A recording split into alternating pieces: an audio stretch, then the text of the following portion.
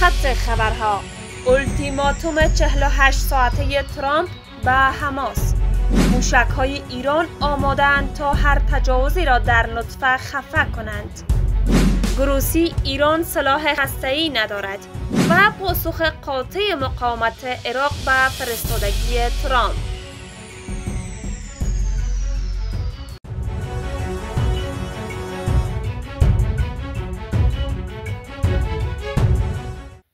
مشروع خبرها: رئیس جمهور آمریکا به حماس هشدار داده تا باید ظرف 48 ساعت اجساد کشته شدگان اسرائیلی را که در غزه نگهداری میشوند بازگرداند. او تهدید کرده در غیر این صورت کشورهای دیگر اقدام خواهند کرد.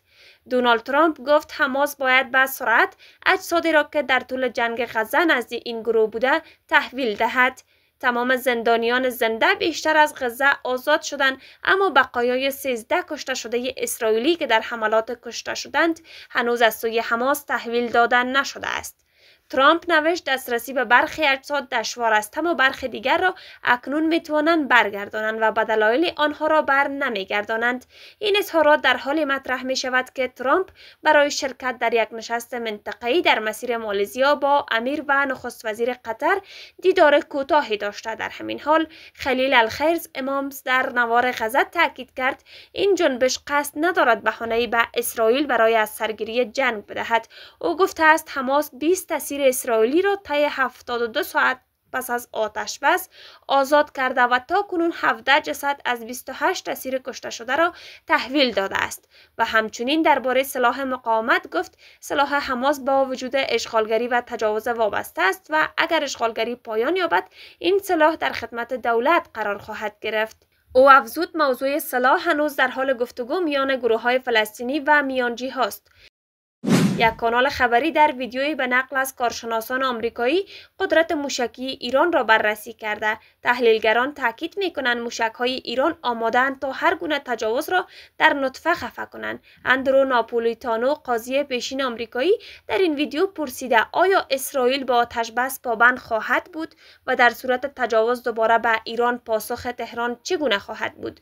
پروفسور جعفری ساکس، اقتصاددان و تحلیلگر سیاسی آمریکایی، پاسخ داده اسرائیل یک بار طعم قدرت ایران را چشیده. اگر جسارت حمله مجدد را داشته باشد این بار پاسخ ایران بسیار ویرانگرتر خواهد بود.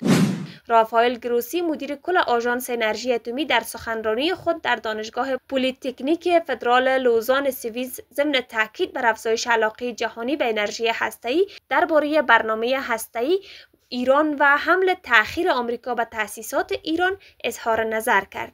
گروسی تاکید کرد فناوری هسته‌ای تنها به تولید انرژی محدود نمی شود و کاربردهای مهمی در درمان سرطان، مدیریت آب و حفاظت از محیط زیست به ویژه در کشورهای در حال توسعه دارد. مدیر کل آژانس در پاسخ به سوالی درباره نقش این سازمان در حملات آمریکا به ایران مدعی شد ما یک سازمان صلح طلب هستیم. برخی ادعا میکنند آژانس تا حتی مسئول این حملات است، زیرا ما گزارش‌هایی درباره برنامه هسته‌ای ایران منتشر کردیم. اما این بخشی از مأموریت ماست. او در ادامه به انتقادات پاسخ داد و گفت درباره آخرین گزارشی که کمی قبلتر از حملات منتشر کردیم حرف و حدیث‌های زیادی بود. گروسی صراحتاً افزود اگر این افراد زحمت مطالعه گزارش ها را به خود داده بودند میدیدند که من در آن گزارش گفتم ایران سلاح هسته‌ای ندارد و برنامه اختصاصی برای ساخت سلاح هسته‌ای هم ندارد. گروسی با ادعای اینکه نقش ما در این موقعیت پیشگیری و بازسازی اعتماد است تاکید کرد تنها راه حل پایدار یک راه حل دیپلماتیک است. ایران ظرفیت‌های هسته‌ای دارد و این ظرفیت‌ها همچنان وجود ندارد. هرچند زیرساخت‌هایی در حمله تخریب شدند، مدیر کل آژانس در پایان تصریح کرد اگر ایران تصمیم بگیرد ظرفیت‌های غنیسازی یا دیگر فعالیت‌های هسته‌ای خود را بازسازی کند این کار برای کشوری با عزم جدی مثل ایران غیر ممکن نیست. او تاکید کرد آژانس در حال همکاری با مقامات آمریکایی است تا عناصر یک توافق جدید را کنار هم بگذارند و اوضاع را تثبیت کنند. ولادیمیر پوتین روز یکشنبه در جریان بازدید از مرکز فرماندهی ستاد مشترک نیروهای مسلح روسیه گفت نیروها و تواضع کشورش بهترین و پیشرفته ترین در جهان هستند. گفت ما پیشتر هم در این باره صحبت کرده ایم. این واقعیتی است که برای همه کارشناسان نظامی جهان به خوبی شناخته شده. پوتین تاکید کرد میتوان بدون هیچ گونه اغراق گفت این سطح دست کم از میان تمام کشورهای دارای سلاح هسته‌ای بالاتر است.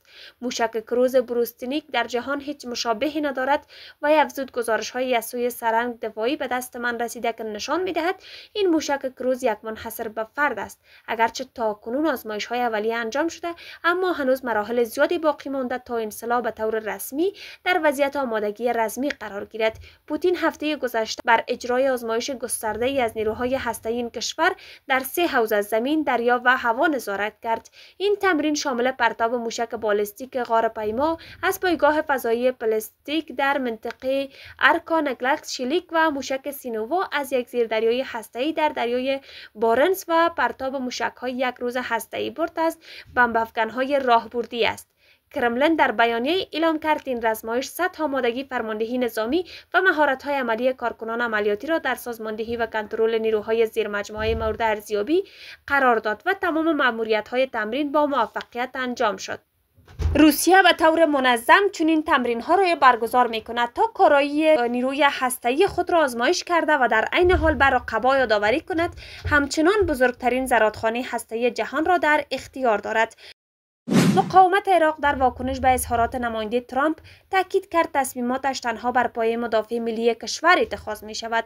مارک ساویا فرستاده دونالد ترامپ رئیس جمهور آمریکا در امور عراق به وضوح اظهار داشت اولویت او در عراق انحلال گروه‌های مقاومت عراقی است. این سخن نشان دهنده رویکرد تهاجمی تر دولت کنونی آمریکا نسبت به دولت‌های قبلی این کشور است. فرستاده ترامپ در امور عراق که 6 روز پیش به این سمت منصوب شد در لحن تهاجمی همراه با وعده تغییر شکل در روابط بین بغداد و واشنگتن گفت ما با همه طرف‌های عراقی همکاری خواهیم کرد تا عراق را قوی تر کنیم و بتواند شریک واقعی آمریکا به دور از درگیری‌های منطقه‌ای باشد.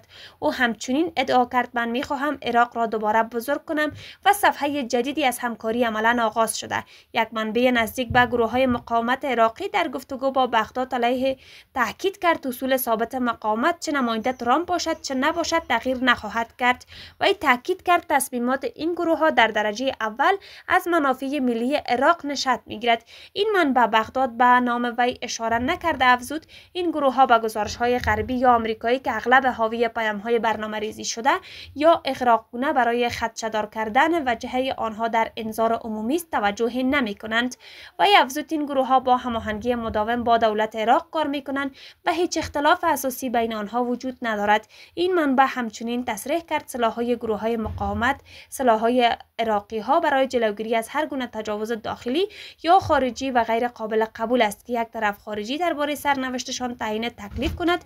و در ادامه اضافه کرد این سلاح‌ها با شکوه‌ترین نشانی‌ها و بیرون راندن اشغالگران تا مقابله با افراط‌گرایان و آزادسازی شهر از تروریست‌ها را زدند. این منبع در پایان تاکید کرد گروه‌های مقاومت بخشی از روح مردم هستند که نمی‌توان او را با تصمیمات یا خواسته و اراده خارجی از آنها گرفت.